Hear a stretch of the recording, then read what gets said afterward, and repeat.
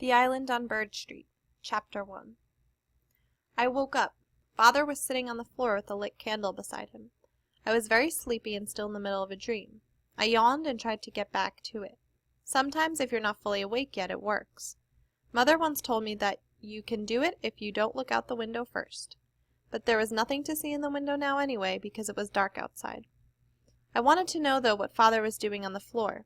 He had some small pieces of metal. I could hear them clink. He wiped them and looked at them. And then he noticed me sitting up in bed. At first he covered everything with his hands as though it were a secret. But then I knew what it was. I could see the trigger in the butt. Father had a pistol. Suddenly I was wide awake.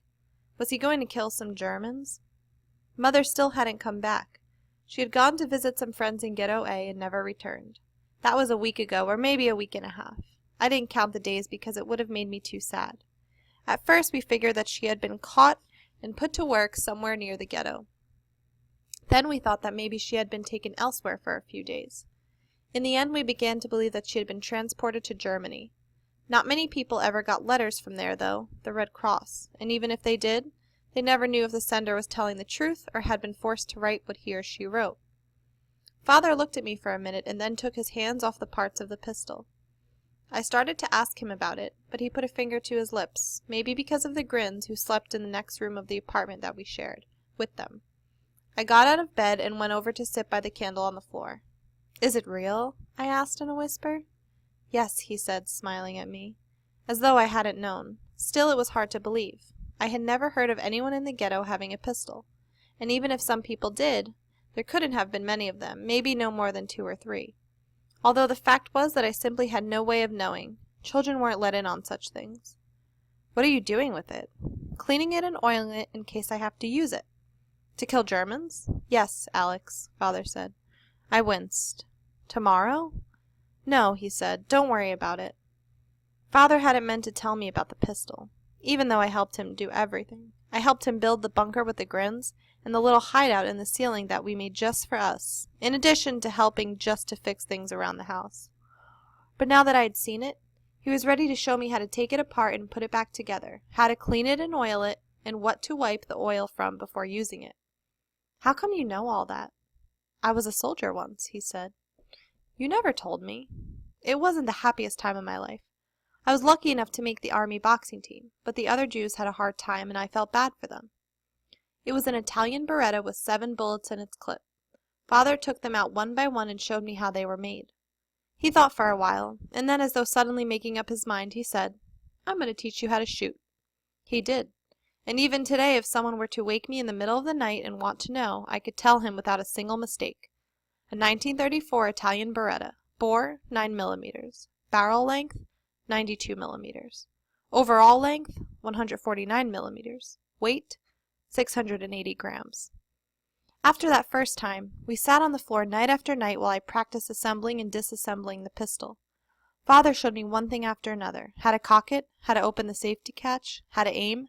He lay facing me with a piece of cardboard while I aimed at a little hole he had made in the middle of it. Then I pressed the trigger and said, "Bang!" Father could tell by looking through the hole whether or not I was on target. "Someday, Alex," he said, "these lessons may help save your life. Who knows when and how this war will end?" He sighed. The war was already 3 years old. It was the Second World War. Father could remember the first, and once, he kidded me, "With a little luck, you may even get to see the third." Was he wishing me a long life, or just saying that this wouldn't be the last war? When I asked him, he explained that when the First World War had ended, everyone thought that it was the last, yet here we were in the middle of another. The difference was that they didn't kill Jews. Not especially, that is, although Jews did fight in all the armies and sometimes even killed each other. My father's parents, my grandfather and grandmother, had even had some German officers living in their house who behaved very politely to everyone. It was strange to think about that. The worst thing they did was take all the bronze door handles and fixtures to melt down for their big guns. And one of them had wanted to be Aunt Luna's boyfriend. That got grandmother mad. Why, though, had they been so nice then? Father didn't know. But maybe that was why no one in this war had wanted at first to believe that the Germans were really killing Jews and taking them away to special camps. Father and I had lived in a building a few houses away from a factory that made ropes for the German army. Early each morning, Father went to work in the factory and I went to the ceiling hideout, unless he decided to hide me in the bunker down below. It all depended on what rumors reached us that day. Sometimes he even smuggled me into the factory storeroom through hidden passages in the walls and roofs. Old Boruk, the storeroom manager, taught me how to tie knots with different kinds of rope and talked to me about so many things that I was sure he must be at least as wise as King Solomon. I didn't tell him about the pistol, though, because Father made me promise not to. I hadn't known it until then, but Father took the pistol with him everywhere. He had made himself a leather strap with a sling that fitted under his arm, and he kept the pistol in it. At night, he slept with it beneath his pillow.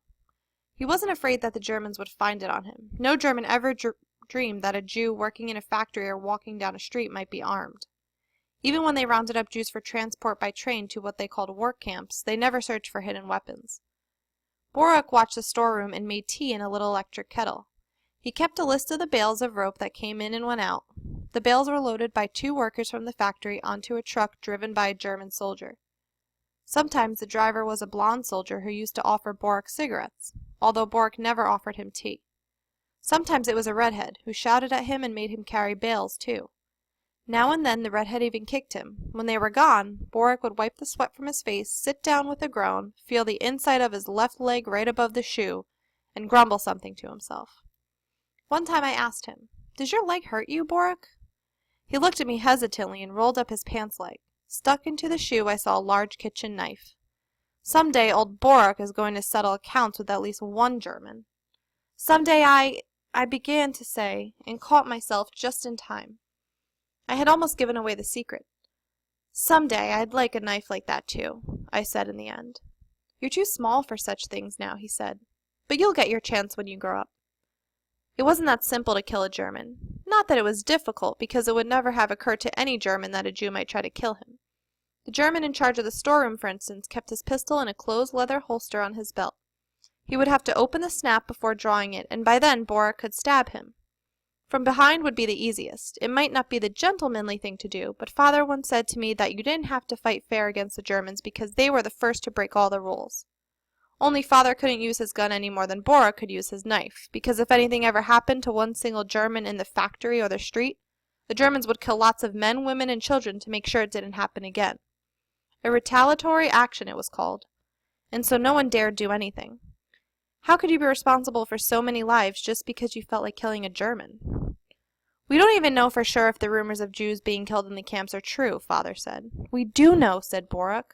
"I myself talked with a young fellow who escaped from such a camp. Didn't I tell you?" Father sighed. He wanted to keep on believing that Mother would come back. "If you're so sure of it, Boruk," he said, "why don't you do something?" "I already am," said Boruk. He winked at me. "I'm looking after your son." Father went back to work. One of the things I talked to Boruk about was Hitler. Boruk had never met him in person, but he had read lots of books about him. He had even read a book that Hitler wrote himself. "Take Napoleon," he said. "Thousands of people were killed in his wars, too. People died of hunger and disease. But Hitler is doing something that has never been done before. He's building factories in which to slaughter human beings like cattle. That is the difference." Each time he would end by saying, "That's why he'll lose the war and die like a dog. Germany will be razed to the ground, and his name will be a curse until the end of time." "It would be better," Father said once, "if it were simply erased from all the history books, as though he never existed." "No, it wouldn't," said Boruk. "All this must be remembered so that other peoples will know what can happen when a madman is elected to be leader. And so they will realize that there are times when even children must be taught to bear arms." I glanced at Father. If he and I had been with Mother when she was caught, they never would have taken her anywhere. That's for sure. Even if afterward they had killed a whole street full of people.